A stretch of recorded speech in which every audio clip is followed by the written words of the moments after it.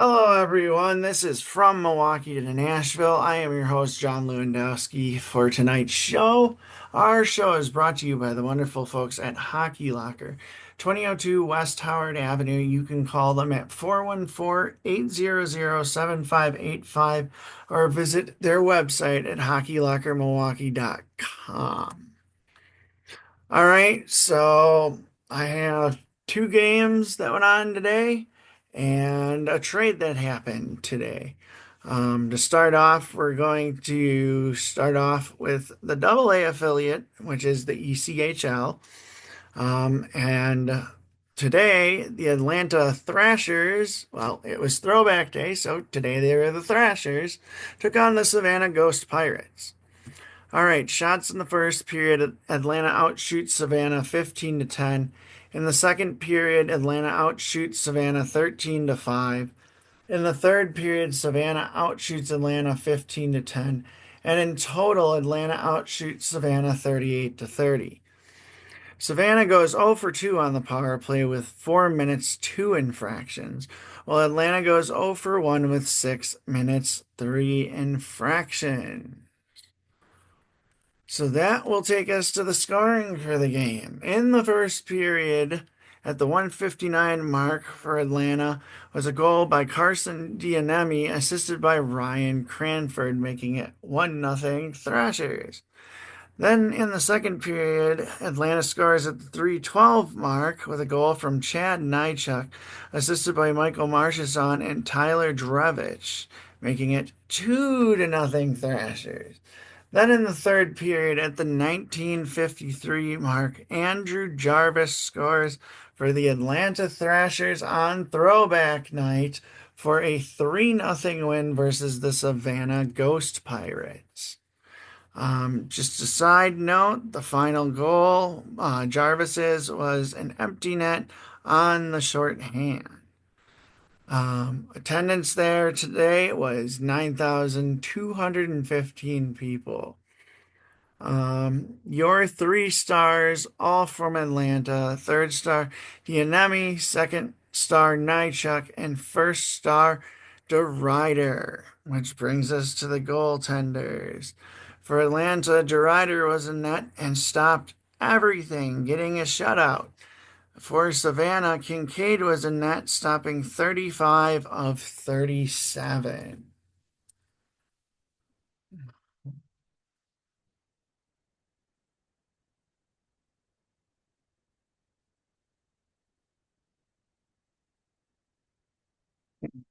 Just a second, folks.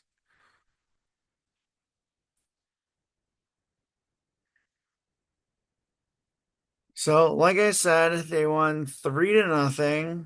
And tomorrow they take on Savannah again. That game is at 3 Eastern in Atlanta, 2 Central Time.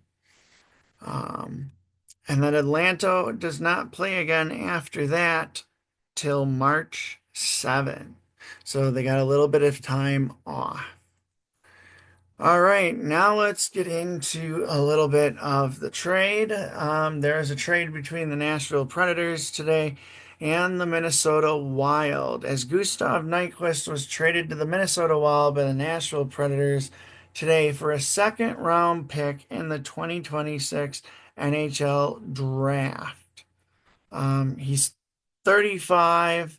He's in the final season of a 2-year, $6.37 million contract he signed with the Predators on July 1st of 2023 and can become an unrestricted free agent after the season.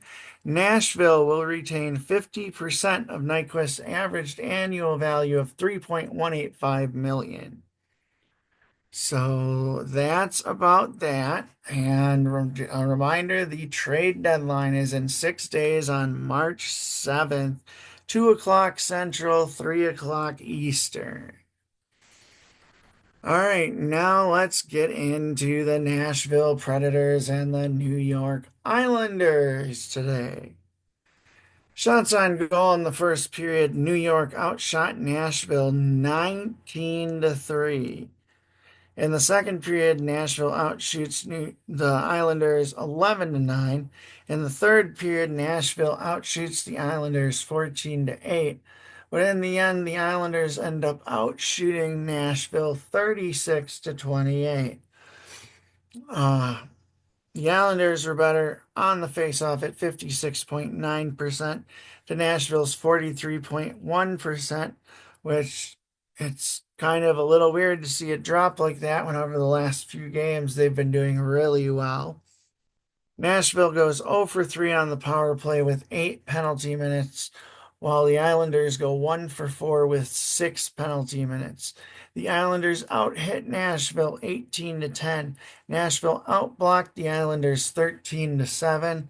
Nashville had 10 giveaways to the Islanders 9. Nashville had 4 takeaways to the Islanders 3.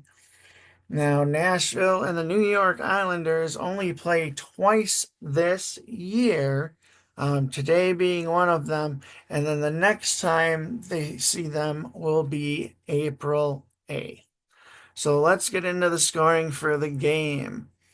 In the first period, scoring for the Islanders at the 2-minute 37-second mark into the game was Jean-Gabriel Pageau, scoring his 11th of the season, assisted by Sagaz, his 6th, and Boquist, his 5th. Then at the 12:27 mark on the power play for the Islanders, Kyle Palmieri scores his 19th of the season, assisted by Boquist, his 6th, and Nelson, his 22nd. Then at the 19:31, the Islanders get on the board again with a goal from Bo Horvat, his 20th, assisted by Lee, his 19th. Then in the second period, a minute and 3 seconds into the second period for Nashville, Colton Sisson scores his 7th of the year unassisted, making it 3-1 at that point. A short time later at the 2:38 mark, on the shorthand for the Islanders, Brock Nelson scores his 18th goal of the season, assisted by Holmstrom, his 17th, making it 4-1 Islanders at that point. Then at the 4:58 mark of the second period for Nashville, Mark Del Gaizo scores his first on the season and first career NHL goal. Congratulations. That was assisted by Sissons, his 11th, and O'Reilly, his 22nd, making it 4-2 Islanders still at that point. Then at the 16:21 mark for the Islanders, Brock Nelson scores his 19th, assisted by Romanov, his 14th, and Holmstrom, his 18th. That would do it for all the scoring in the second period, making it a 5-2 Islander lead going into the third. So let's get into it. In the third period, 5 minutes and 21 seconds in for the Islanders, Casey Sakakis scores his 5th of the season, assisted by Fasching, his 1st, and Pageau, his 19th, making it 6-2 Islanders. Then at the 5:51 mark for Nashville, Cole Smith scores his 3rd on the season, assisted by Del Gaizo, his 4th, and Sissons, his 12th, making it 6-3. Then at the 18:56 mark for Nashville, Cole Smith scores his 4th goal of the season, 2nd of the game, assisted by Novak, his 9th, and Blankenberg, his 5th, making it 6-4 with about 1 minute 4 seconds left in the game, down by 2. And unfortunately, at the 19:48 mark for the Islanders, Ilya Sorokin scores his 1st on the season on an empty net, putting the nail in the coffin. The Predators lose 7-4 today.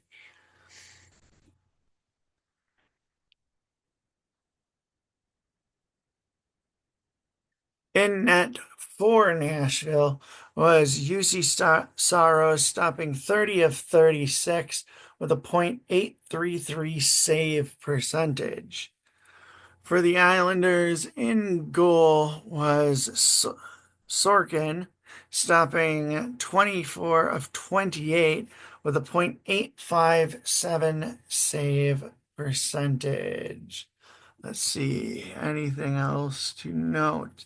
Two things that really stand out to me, two players that we really need to be producing ended up being minus threes for this game. One is Forsberg, the other is Stamkos. Marchesant hits a -4, another one we need producing. Um, Smith, Sissons, both had plus threes. Um, uh, Blankenberg had a +2. Brady Shea was a -2. And yeah, today just didn't go the way any of us would have wanted it to go. So yeah, once again, the Predators fall to the Islanders 7-4.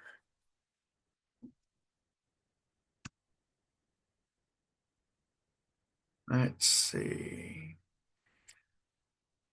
And then tomorrow, um, at 7 Eastern, 6 Central, the Nashville Predators will be taking on the New York Rangers. And that will be at Madison Square Garden. Um, they this is going to be the final meeting of Nashville and the Rangers, with the last time coming on December 17th, where Nashville won 2-0. So it'll be really interesting to see how they do tomorrow and bounce back from a game that kind of got away from them, but they did give themselves a chance to get back in it, and it just wasn't meant to be today. So, like I said, interesting to see how they bounce back tomorrow. Also, going to be very interesting to see 6 days on the trade deadline, more like 5.5 at time of recording. Like I said, March 7th, 3 p.m. Eastern, 2 p.m. Central is when the deadline for when the trade deadline is over. I do not remember if we announced this in one of our last shows, but the NHL draft for this year, um, the draft will be held on Friday, June 27th and Saturday, June 28th. So I just figured I'd throw that out there. Let's see. The Admirals' next game is going to be March 5th versus Texas, and that is a school day game at 10:30 in the morning. After that, the Admirals play at home the 7th and 8th as well. So they're on a 3-game homestand before getting some much needed rest to go into the rest of the schedule for March. So, anyways, I think that is all I have for you tonight. Anyways, I hope everyone's having a wonderful weekend. And thank you again for all the support and the wonderful fans we have and the ability to enjoy the great game of hockey. All right, everyone, have a good night.